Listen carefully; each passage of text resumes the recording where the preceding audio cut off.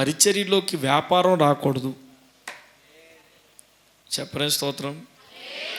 మందిరంలోకి వ్యాపారము రాకూడదు. మనం ఇప్పుడు బిజినెస్ చేద్దామా? వచ్చే ఆదివారం బిజినెస్ సండే పెడదాం. ఏం సండే అంటే మీరేం చేయాలంటే, మీరందరూ ఒకరు బజ్జీలు, ఒకరు బిర్యానీలు, ఒకరు జంతుకులు, మురుకులు వండుకొని ఇక్కడ మనకు మనమే అమ్మేసుకుందాం. సేల్స్ అంటే బిడ్డలారా, ఇలాంటి మనం వాక్యానుసారంగా అది 100% తప్పు తప్పు తప్పు.